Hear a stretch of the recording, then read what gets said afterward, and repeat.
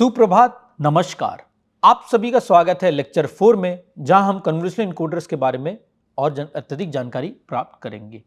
जैसे हमने पिछले कुछ लेक्चर में कन्वोल्यूशनल इनकोडिंग के डिफरेंट फॉर्म्स के बारे में पढ़ा। हमने पढ़ा कि कन्वोल्यूशनल जो इनकोडर है उसे आप कंडक्शन पिक्टोरियल के माध्यम से, या तो स्टेट डायग्राम के माध्यम से, या तो ट्रेलिस के माध्यम से, या तो ट्री डायग्राम के माध्यम से आप लिख सकते हैं। तो आज हम जो प्रस्तुत करेंगे, हम उसे समझेंगे कि आप जब ने अपने कन्वोल्यूशनल इनकोडर के माध्यम से मैसेज को इनकोड कर दिया तो आप इसे डिकोड किस तरह से करेंगे। तो इसके लिए हम बेसिकली मल्टीपल एल्गोरिथम्स का प्रयोग करते हैं। मैं इस कोर्स में सिर्फ एक सिंपल एल्गोरिथम जिसे हम विटरबी डिकोडिंग के माध्यम से समझते हैं उसके बारे में आपको समझाने का प्रयत्न करूंगा। जैसे मैंने पहले बताया, ऐसे डिकोडिंग के भिन्न भिन्न प्रकार हैं। विटरबी डिकोडिंग के अलावा भी बहुत सारे एल्गोरिथम का प्रयोग होता है, हम वो इस कोर्स में नहीं पढ़ेंगे। वो उसके लिए आप बहुत सारे अन्य कोर्स हैं जहां पर कन्वोल्यूशनल इनकोडिंग, चैनल इनकोडिंग के बारे में विस्तार से समझाया गया है। आप उसका प्रयोग करके और अच्छी तरह से समझ सकते हैं। तो चलिए हम विटरबी डिकोडिंग के बारे में और अत्यधिक जानकारी प्राप्त करते हैं, जिसे हम प्रयोग करेंगे कन्वोल्यूशनल इनकोडर को डिकोड करने के लिए। तो विटरबी डिकोडिंग जो होता है, it's a maximum likelihood decoding in which the distance between the received signal at time ti and all the trellis paths entering at each state time ti is calculated. तो basically हम ये एक maximum likelihood decoding है और इसमें basically Hamming distance का प्रयोग होता है। तो एक टाइम ti में आपकी जब दो बेसिकली ट्रेलिस पाथ्स मर्ज हो रहे हैं, ट्रेलिस पाथ हमने लास्ट लेक्चर में पढ़ा था, उसके बीच में जो डिस्टेंस है उसका प्रयोग करके हम पाथ सिलेक्शन करते हैं। जैसे मैंने आगे ही बताया है, अगर दो पाथ सेम स्टेट में एंटर कर रहे हैं, the path with the best metric या minimum Hamming distance is selected, क्योंकि जो जिस पाथ के मिनिमम हैमिंग डिस्टेंस होगी उसकी प्रोबेबिलिटी ज्यादा होगी कि वो सही पाथ है। For sequence of length l, अगर आपकी मैसेज सीक्वेंस की लेंथ l है तो l into the power k minus 1 operations will be needed. k की जो वैल्यू है, k से मेरा तात्पर्य है कितनी मैसेज बिट आपकी एक समय पे इनपुट में जा रही है। तो जैसे मैंने पिछले लेक्चर में बताया था कि हम बेसिकली एज्यूम कर रहे हैं कि एक टाइम इंस्टेंट में एक ही मैसेज बिट इनकोडर में जा रही है, तो इसमें हम k की वैल्यू जो लेंगे वो 1 लेंगे, ताकि आपकी जो डिकोडिंग कम्प्लेक्सिटी है या इनकोडिंग कम्प्लेक्सिटी है वो काफी सिंपल रहे। ओके, तो एग्जांपल के माध्यम से समझने का प्रयत्न करते हैं। फॉर सिंप्लिसिटी हम एज्यूम कर रहे हैं कि एक बाइनरी सिमेट्रिक चैनल का प्रयोग हो रहा है, जहां हैमिंग डिस्टेंस है वो एक परफॉर्मेंस मेट्रिक है। जहां हैमिंग डिस्टेंस जो है वो एक परफॉर्मेंस मेट्रिक है।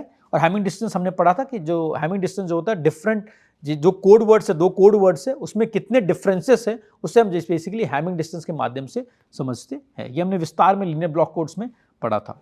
और हमने ये एज्यूम किया है कि जो कंस्ट्रेंट लेंथ है वो k इक्वल टू 3 है और कोड रेट की जो वैल्यू है वो हाफ है।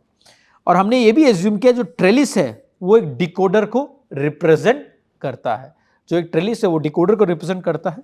तो each branch in decoder trellis is labelled with the Hamming distance between the received code word and the branch word. जो ब्रांच वर्ड ट्रेलिस पे था और जो आपको रिसीव हुआ है, बीच में उन दोनों के बीच में जो डिस्टेंस है उसे हम हैमिंग डिस्टेंस जो इसको हम उसके माध्यम से उसे लेबल करेंगे।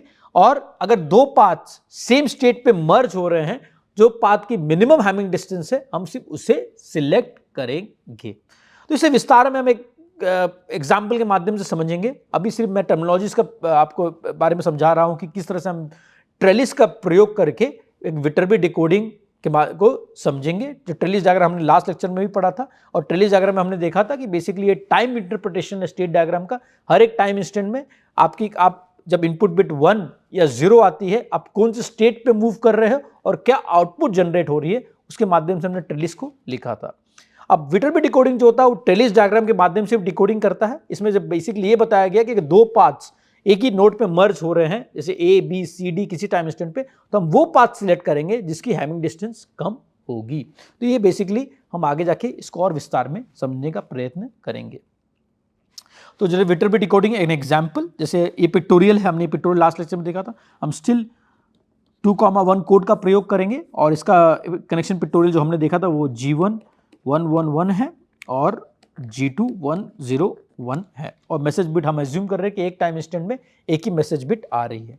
और ये स्टेट डायग्राम इसके करस्पॉन्डिंगली हमने लास्ट लेक्चर में भी देखा था कि अगर आपकी इनपुट बिट 1 रहेगी तो आपकी जो आउटपुट होगी 0 0 होगी, अगर आप स्टेट 0 0 पे है, और आउटपुट अगर इनपुट बिट 0 रहेगी तो आपकी आउटपुट 0 0 होगी। इस माध्यम से हम पूरा ट्रेलिस डिफरेंट टाइम इंस्टेंट पे हम लिख सकते हैं।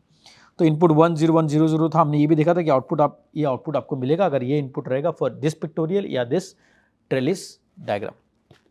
ठीक है, अब समझिए मैंने एग्जांपल लिया हूं, जैसे आपकी इनपुट मैसेज बिट आपकी ये थी 1 1 0 1 1 और आपकी ट्रांसमिटेड कोड वर्ड्स ये थी, तो इसके करस्पॉन्डिंगली आपने ये कोड वर्ड ट्रांसमिट किया है, आपकी इनकोडिंग किया, आपने कन्वर्सेशन इनकोडिंग किया, उसके बाद आपको एक कोड वर्ड जनरेट हुआ, आपने ये कोड वर्ड ट्रांसमिट किया है। लेकिन रिसीवर तक आते आते कुछ चैनल की वजह से, वायरलेस चैनल की वजह से डिस्टॉर्शंस हुए और जो आपको रिसीव हुआ है वो बेसिकली ये रिसीव हुआ है 1 1 0 1 0 1 1 0, ये देखोगा बिट फ्लिप हो गया यहाँ पर, और 0 0, यानी आपने एक मैसेज बिट जनरेट किया, उसके करस्पॉन्डिंगली एक कोड वर्ड जनरेट किया कन्वर्सेशन इनकोडिंग के माध्यम से, आपने ये मैसेज बिट ट्रांसमीटर के माध्यम से भेजा, लेकिन रिसीवर में मुझे कुछ एरर प्राप्त हुआ है, वो 1 0 हो गया, 0 0 जो आपने भेजा था कोड वर्ड ब्रांच वर्ड, उसका 1 0 हो गया है रिसीवर पे। ठीक है, और अगर मैंने यहां पर क्या किया है, जो ट्रेलिस डायग्राम है उसे एक ब्रांच वर्ड के माध्यम से डिनोट कर दिया है, तो समझिए T0 इक्वल टू 0 है, T इक्वल टू 1 है, ये टाइम इंटरप्रिटेशन जैसे मैंने पिछले लेक्चर में ही बताया था। अगर आपकी मैसेज बिट 0 0 है तो बेसिकली डिस्टेंस जो होगा वो 2 0, अगर मैं ये मैसेज बिट मिलता था, अगर इनपुट बिट 1 है तो उसका करस्पॉन्डिंग डिस्टेंस 2 है, अगर फिर मैंने m इक्वल टू 1 है समझिए, तो पहला मैसेज बिट आया मेरे पास 1 आया, तो 1 के करस्पॉन्डिंग यहाँ जो आउटपुट था पहले 0 0 था, 0 0 1 1 के बीच में डिफरेंस 2 का है, यहाँ 2 लिख दूंगा, और यहाँ पर जो आउटपुट था वो 1 1 था, उसके बीच में डिफरेंस 1 1 और 1 1 के बीच में 0 है, तो ये बेसिकली मैंने हैमिंग डिस्टेंस लिख दिया है ब्रांच वर्ड और जो रिसीव्ड कोड वर्ड के बीच में। तो इसको समझने का बहुत सिंपल तरीका है, जैसे मैंने यहाँ पर देखा 0 0 है और 1 1 है, और जो पहला मैसेज बिट है 1 1, आपको जो रिसीव हुआ है उससे करस्पॉन्डिंगली 1 1 रिसीव हुआ है आपको, तो 1 1 और 0 0 के बीच में डिस्टेंस जो है वो 2 है, 1 1 और 1 1 के बीच में डिस्टेंस जो है वो 0 है, वो मैंने यहाँ पर लिखा है, आपको दिख रहा होगा 2 और 0। सिमिलरली सेकंड, अगर मैं स्टेज पे जाता हूँ, अगर जो आउटपुट मुझे मिला है जो आउटपुट जो रिसीव हुआ है मुझे वो 0 1 का हुआ है, अगर मैंने इसकी हैमिंग डिस्टेंस फिर से कंपेयर की तो उसके बीच में 1 की हैमिंग डिस्टेंस आ रही है और इसमें भी 1 की आ रही है, और इसमें जो हैमिंग डिस्टेंस आ रही है वो 0 की आ रही है, क्योंकि इसमें जो आउटपुट था वो 0 1 था। अगर मैं ब्रांच वर्ड को रिसीव कोड वर्ड से कंपेयर करूंगा तो उसके बीच में जो हैमिंग डिस्टेंस की वैल्यू है मैं वो वहां पर लिख रहा हूं, और इसे हम ब्रांच मैट्रिक के माध्यम से भी डिनोट करते हैं। तो करस्पॉन्डिंगली डिफरेंट टाइम इंस्टेंट्स पे हर एक जो हैमिंग डिस्टेंस है ब्रांच वर्ड का और रिसीव्ड कोड वर्ड का, उसको हम यहां से डिनोट कर देंगे। जैसे यहाँ पर हर जगह आप देखोगे हैमिंग डिस्टेंस को हमने डिनोट कर दिया है। Hamming distance basically received code word और ब्रांच वर्ड के बीच में डिस्टेंस है। ठीक है, तो इसे बेसिकली इसके माध्यम से हम डिकोड कर सकते हैं। तो matrix centred on the decoded trellis represent the distance, जैसे मैंने पहले बताया, distance between what was received and what should have been received had that branch one associated with that branch has been transmitted. तो simply इसको समझने का तरीका बहुत ही आसान है। इससे मेरा तात्पर्य ये है कि आपकी जो डिस्टेंस है रिसीव्ड कोड वर्ड में और जो एक्चुअल ब्रांच वर्ड में, उसको हमने यहां पर ब्रांच मैट्रिक के माध्यम से लिख दिया है। और जो डिकोडिंग एल्गोरिथम है बेसिकली वो ये जो ब्रांच मैट्रिक जिसे हम हैमिंग डिस्टेंस के मैट्रिक के माध्यम से समझ रहे हैं, उसका प्रयोग करके एक ऑप्टिमम पाथ निकाल लेता है from the first stage T1 till last stage. ठीक है, तो उसको एक ऑप्टिमम पाथ, उससे एक पाथ मिल जाता है, जो पाथ के मिनिमम हैमिंग डिस्टेंस होगी वो पाथ मैक्सिमम लाइक्लीहुड पाथ होगा। इसलिए हम इसे ऑप्टिमल डिकोडिंग भी कहते हैं और मैक्सिमम लाइक्लीहुड डिकोडिंग भी कहते हैं, क्योंकि ये ट्रेलिस के बीच में से जो मैक्सिमम लाइक्लीहुड पाथ है, जो पाथ जिसकी सबसे ज्यादा प्रोबेबिलिटी होगी होने की, वो डिकोड कर सकता है। तो इसके माध्यम से हम ये निकाल सकते हैं।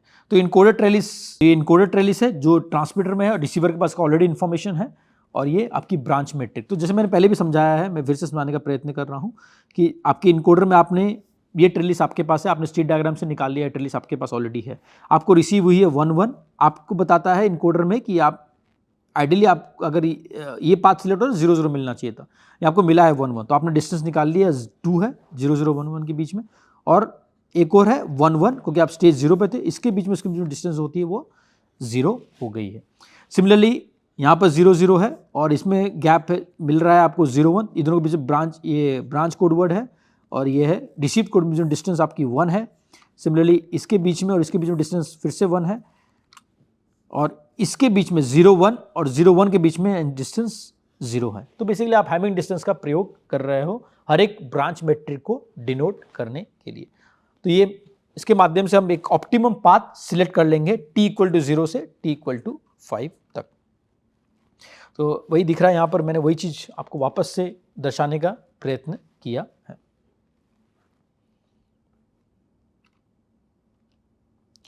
तो अब एक देखते हैं, अब एक एक नोड के माध्यम से हम इसे समझने का प्रयत्न करते हैं। तो पहले अगर t = 0 से t = 1 में आता हूं मैं, तो दोनों में ब्रांच मैट्रिक आप देखोगे पहले में 2 है, दूसरे में 0 है, क्योंकि इनपुट आपका, इससे पता चलता है कि इनपुट आपका 1 था, तभी आपका ब्रांच मैट्रिक 0। तो सर्वाइवर है t = 1। सिमिलरली सर्वाइवर है t = 2, t = 2 में आप फिर से ब्रांच मैट्रिक डिनोट कर रहे हो, Hamming distance between the receive code word and the branch word. तो आप देखोगे इसमें फिर से हैमिंग डिस्टेंस पाथ मैट्रिक, पहले पाथ का हो जाएगा 2 + 1 3, सेकंड पाथ का हो जाएगा यहाँ पर जो सेकंड पाथ आ रहा है 2 + 1, यहाँ पर 2 + 1 क्योंकि 2 यहाँ पर 2 है, यहाँ 1 है, 3 यहाँ पर भी 2 और यह 1 है, तो यहाँ पर भी 2 + 1 3 आ गया है। यहाँ पर 2 है क्योंकि पहला पाथ 0 है, दूसरा पाथ 0 है, तो 0 + 2, और यहाँ पर 0 है क्योंकि ये 0 + 0। तो D में आपका 0 है, C में आपका 2 है, B में आपका 3 है और A में आपका 3 है। सिमिलरली एट t = 3 फिर से आप ब्रांच वर्ड डिनोट करोगे, तो यहाँ पर आ जाएगा आपका 0 + 2 + 1 क्योंकि 0 2 और 1। फिर ये B में आ जाएगा आपका 0 + 2 + 1, तो वो भी 3 है। C में 0 + 0 + 0 और D में आपका 0 + 0 + 2, तो ये आपका 2 आ गया। अभी तक आप देखोगे तो मोस्ट लाइकली पाथ ये होगा क्योंकि सब में आपका मिनिमम डिस्टेंस जो आ रहा है वो ये पाथ में आ रहा है, ये वाला जो पाथ है ये पाथ में आ रहा है, ठीक है। तो इसमें एक चीज देखोगे कि अगर दो, जैसे मैंने पहले बताया, दो पाथ अगर मर्ज कर रहे हैं, जैसे T3 में दो पाथ्स मर्ज कर रहे हैं, path with the minimum Hamming distance is selected and path with the larger Hamming distance is eliminated. इसलिए आप जो टॉप का जो पाथ है यहाँ पर वो एलिमिनेट हो गया है क्योंकि उसकी जो डिस्टेंस थी वो जो दूसरे पाथ से ये पाथ के मुकाबले ज्यादा थी, उसे हमने एलिमिनेट कर दिया है। सिर्फ एक ही पाथ रखेंगे कोई भी नोड पे, तो अगर एक नोड पे दो पाथ्स मर्ज हो रहे हैं, जो पाथ की ज्यादा हैमिंग डिस्टेंस है हम उसे एलिमिनेट कर देते हैं, ठीक है। तो इसलिए जो टॉप पाथ यहाँ एलिमिनेट हो गया है। सिमिलरली अगर आप देखोगे सेकंड नोड में दो पाथ्स फिर से मर्ज हो रहे थे, रेड और ब्लू, जो इसमें टॉप पाथ है फिर से उसको एलिमिनेट कर दिया है क्योंकि उसकी हैमिंग डिस्टेंस ब्लू वाले पाथ से ज्यादा थी, इसलिए आप एक ही पाथ सर्वाइव कर रहा है YB = 3 में, सॉरी ये नोड B पे। सिमिलरली नोड C की अगर मैं बात करूं तो यहां पर आप देखोगे इस t = 0 से t = 1 में कोई और पाथ सर्वाइविंग नहीं है, सिर्फ आउटपुट इसका जो है इसमें हैमिंग डिस्टेंस 0 है। सिंस ये डॉटेड है हम ये डिनोट कर सकते हैं कि पहला मैसेज बिट जो होगा वो m = 1 होगा, क्योंकि आप अगर देखोगे t = 0 से t = 1 में सिर्फ एक ही पाथ सर्वाइव कर रहा है। t = 1 से t = 2 में अभी भी मल्टीपल पाथ्स है, एक से ज्यादा पाथ्स है, और t = 2 से t = 3 में अभी भी मल्टीपल पाथ्स है, तो हम डिकोड नहीं कर सकते।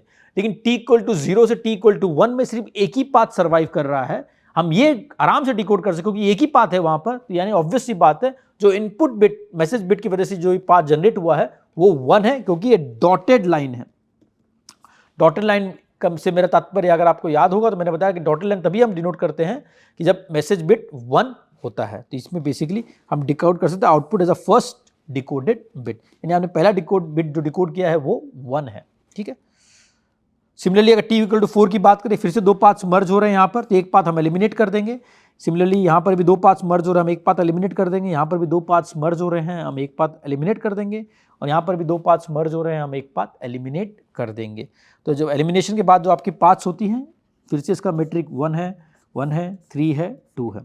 तो मोस्ट लाइकली अब फिर से यहाँ पर आप देखोगे अभी भी हम सेकंड बिट डिकोड नहीं कर सकते। पहला बिट हमने डिकोड कर लिया है क्योंकि डॉटेड लाइन है, पहला बिट 1 था। सेकंड बिट में अभी भी कुछ एम्बिग्विटी है क्योंकि T1 से T3 के बीच में अभी भी 2 पाथ्स हैं, ठीक है। अब हम देखते हैं T इक्वल टू 4 में, T इक्वल टू 4 में पाथ मेट्रिक 4 है और पाथ मेट्रिक 1 है। तो ऑब्वियसली बात है ये पाथ को हम एलिमिनेट कर सकते हैं और यही जो पाथ होगा वो सर्वाइविंग पाथ होगा। तो पहला पाथ मेट्रिक 4 है तो इसे ऑब्वियसली एलिमिनेट कर देंगे और हम दूसरे पाथ्स को रखेंगे क्योंकि दोनों पाथ एक ही नोड पे मर्ज हो रहे हैं। तो अगर मैं इसको समराइज करने का प्रयत्न करूं तो T इक्वल टू 0 से हमने स्टार्ट किया था, T इक्वल टू 1 2 से स्टार्ट किया था, फिर T इक्वल टू 3 पे गए हम, फिर T इक्वल टू 4 पे गए हम और T इक्वल टू 3 पे हमने डिकोड कर लिया कि पहला मैसेज बिट 1 है, M इक्वल टू 1 है क्योंकि ये डॉटेड लाइन है। अब T इक्वल टू 4 पे गए हम, T इक्वल टू 4 में अभी हम सेकंड मैसेज बिट डिकोड नहीं कर पा रहे क्योंकि अभी मल्टीपल पाथ है T इक्वल टू 1 से T इक्वल टू 2 पे। जैसे हम T इक्वल टू 5 पे गए जाएंगे आप देखोगे कि जो लार्जर पाथ है वो एलिमिनेट हो जाता है, लार्जर पार्ट है। तो अब T इक्वल टू 1 से T इक्वल टू 2 में अभी भी सिर्फ सिंगल पाथ्स है, ये भी डॉटेड है, यानी सेकंड बिट भी जो थी आपकी वो भी 1 है। देखोगे आप T इक्वल टू 0 से T इक्वल टू 1 में सिंगल पाथ सर्वाइव कर रहा है, डॉटेड है यानी मैसेज बिट 1 है। T इक्वल टू 1 से T इक्वल टू 2 में फिर से सिंगल पाथ सर्वाइव कर रहा है यानी मैसेज बिट 1 है। यानी आप डिकोड कर सकते हो कि पहला मैसेज बिट और सेकंड मैसेज बिट 1 था क्योंकि आपकी एक ही पाथ सर्वाइव कर रही है T इक्वल टू 0 से T इक्वल टू 1 में, यानी पहला मैसेज बिट भी आपका 1 है और T इक्वल टू 1 से T इक्वल टू 2 में भी फिर भी आपका एक ही पाथ सर्वाइव कर रहा है, यानी आप डिकोड कर सकते हो कि दूसरा मैसेज बिट भी 1 है। सिमिलरली आप पाथ बाकी मैसेज बिट भी डिकोड कर सकते हो जैसे आप ट्रेलिस के आगे बढ़ते रहोगे। जैसे मैंने लिखा है यहाँ पर डिकोडेड बिट्स 1 and 1, ठीक है। ये विटरबी डिकोडिंग काफी सिंपल है समझना, इसके प्रयोग से आप काफी कॉम्प्लिकेटेड कन्वर्सेशन एनकोडर्स को भी डिकोड कर सकते हो, लेकिन इसमें एक कुछ ड्रॉबैक्स भी है क्योंकि ये फिक्स्ड डिकोडिंग डिले नहीं है। क्योंकि आप देखोगे जब हम T6 में पहुंचने वाले हैं तब हम T1 और T2 डिकोड कर पा रहे हैं क्योंकि तब तक T2 में एम्बिग्विटी थी क्योंकि 2 पाथ सर्वाइव कर रहे थे, हमें पता नहीं था कौन सा पाथ एंड तक एलिमिनेट करना रहेगा। तो हमने जब T6 में पहुंचे तब हम T1 और T2 डिकोड कर पा रहे थे। तो इसमें कोई फिक्स्ड डिकोडिंग डिले नहीं है। तो ये कॉमन स्टेप निकालने में कभी कभी बहुत आगे तक आपको काफ़ी आगे टाइम ड्यूरेशन तक बढ़ना पड़ता है क्योंकि ये डिले आपकी number of message bits, constraint length और कोड प्रॉपर्टीज पे भी काफ़ी डिपेंड करता है। तो इसे डिकोडिंग आजकल इसका जनरली क्योंकि इसकी वजह से कभी कभी आपकी प्रोपगेशन में काफ़ी डिले हो जाती है, आपकी कम्प्लेक्सिटी काफ़ी इंक्रीज हो जाती है। तो इसे हम कभी कभी क्या करते हैं कि मोस्ट लाइकली ब्रांच हम पूरे एंड तक वेट नहीं करते हैं, हम कुछ पीछे तक जाते हैं, P स्टेजेस पीछे तक जाते हैं। P कैन बी जैसे मैंने बताया कि should be greater than 5 times the constraint length, उसके मुताबिक इसे डिकोड कर सकते हैं। लेकिन ये मॉडिफिकेशन से हमें मैक्सिमम लाइक्लीहुड डिकोडिंग नहीं मिलेगा। जो ऑप्टिमल डिकोडिंग है, जो ऑप्टिमल पाथ है, भले कभी कभी ना मिले, बट इससे आपकी कंप्लेक्सिटी और जो डिले है, प्रोपगेशन डिले है ट्रेलिस के में जो जा रहे हैं वो काफ़ी कम हो जाता है। बट ये गुड अप्रोक्सीमेशन है जैसे मैंने बताया। तो हमने जो ड्रॉबैक देखा कि आप जब तक T6 तक नहीं पहुंच जाते, आप T1 और T2 डिकोड नहीं कर पाते, इससे कभी कभी कि आपकी जो डिले है काफ़ी बढ़ जाती है, आपकी कंप्लेक्सिटी बढ़ जाती है। जनरली हम इसे सब ऑप्टिमल डिकोडिंग के माध्यम से डिकोड करते हैं जहां हम कुछ स्टेजेस बैक जाते हैं और बेसिकली कॉमन स्टेम का आउटपुट ले लेते हैं। तो ये काफ़ी अच्छा अप्रोक्सीमेशन है। तो जैसे हमने आज के लेक्चर में देखा, काफ़ी सिंपली हम कैसे एक कन्वोल्यूशनल एनकोडर को डिकोड कर सकते हैं विटरबी डिकोडिंग के माध्यम से। हमने देखा कि आप बेसिकली एक ऑप्टिमल पाथ निकालते हो ट्रेलिस के माध्यम से और बेसिकली आप ये दिखाते हो कि जब आप एक स्टेज तक पहुंच जाते हो, आपके कॉमन स्टेम सिर्फ एक ही पाथ सर्वाइव करता है T इक्वल टू 0 से T इक्वल टू 1 या T इक्वल टू 1 से T इक्वल टू 2 तक। इसके माध्यम से आप इनपुट जो आपने ट्रांसमिट किया है उसे रिसीवर पे डिकोड कर सकते हैं। आगे के लेक्चर्स में हम देखेंगे कि आप किस तरह से बेटर प्रोबेबिलिटी एक कन्वोल्यूशनल एनकोडर की निकाल सकते हो और बेसिकली हम ये भी देखते हैं कि डिस्टेंस प्रॉपर्टीज आप किस तरह से एक कन्वोल्यूशनल एनकोडर का इवैल्यूएट कर सकते हो। धन्यवाद, थैंक यू।